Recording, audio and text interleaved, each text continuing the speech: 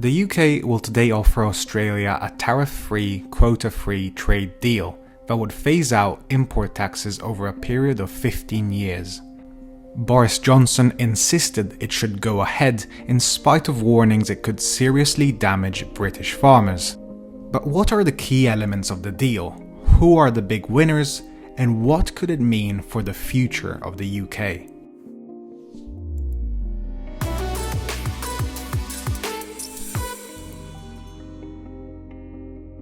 So the deal would phase out import taxes over a period of 15 years on sales between Australia and the UK. This would be an example of a policy of free trade where goods and services travel across borders unhindered and at the price set by the producer without any state support.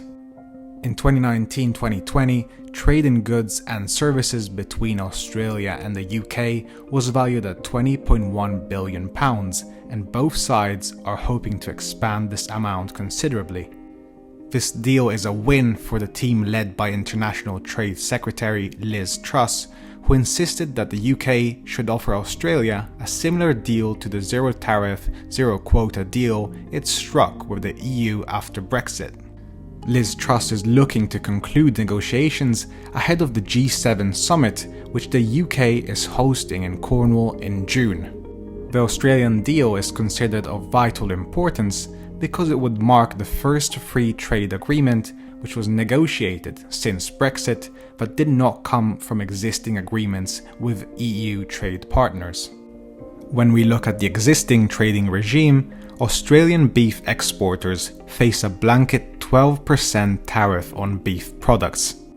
A further surcharge is added between £1.40 and £2.50 a kilo depending on the cut, and an annual lower tariff quota of 3,761 tonnes. So this deal is considered as a win for Australia, who currently only exports 0.15% of all its beef to the UK. It's relevant to note that in most cases, Australian exports complement UK production rather than compete. Australia's main exports to the UK are gold, wine, lead, pearls and gems, and the UK's one to Australia are cars, pharmaceuticals and Scotch whisky. Last year in July, the Department for International Trade provided its views on the effects of a full tariff liberalisation deal on British exports to Australia.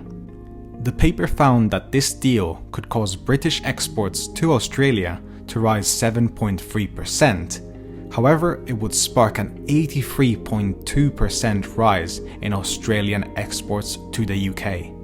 The study further added that Australia has a strong comparative advantage in meat production, and that in the long run might be able to sell its products at a lower cost than domestic producers. So while Australian producers seem happy at the sight of the deal, UK farmers seem to reject the idea that meat produced in the UK could find a strong market in Australia. The Australian Agricultural Company also added that a deal of this kind would provide big opportunities for Australian producers, and given exports are so small now, it's possible they could even increase tenfold. One key benefit from the deal could be that provided to UK consumers who could be able to access cheaper food, wine, and the potential for business relations with Australia to improve, leading potentially to further investment. However, the Trade Department says a deal of this kind would only boost GDP by £500 million spread over the next 15 years.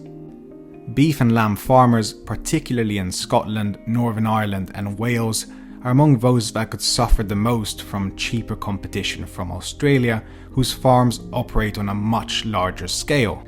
The Scottish National Party has called for farmers to be protected in any agreement, and said that ignoring this call would be another reason for Scots to reject the union. The National Farmers Union pointed to the fact that farmers tend to inherit their land and buildings tax-free and enjoy protections from foreign competition in the form of tariffs and quotas, and without this protection, they will vacate the land and leave it unfarmed. but farmers wishing to leave agriculture are to be offered a lump sum of up to £100,000 next year under plans to move to a post-Brexit subsidy system. A further issue with this deal is that it could set a problematic precedent for similar deals with South Africa, Brazil, and most importantly, the US, which are all interested in exporting cheap meat to the UK. The UK government is also under pressure from environmental groups that warn that striking this deal with Australia risked harming the UK's claims to be a world leader in sustainable farming ahead of the UN Climate Summit in Glasgow this November. Chief executives of 10 leading green groups, including Green Alliance and Greenpeace, wrote to Boris Johnson saying that the trade deal could see the UK aligning with laggards on climate and force UK farmers to compete with more environmentally destructive farming methods. To support this, research by WWF has shown that Australia has high rates of deforestation linked to livestock farming. We will have to observe how this deal will proceed, but it's undoubtedly a great story to observe how the UK will operate in a trade post-Brexit and whether this sets a substantial precedent for future deals, particularly with the US.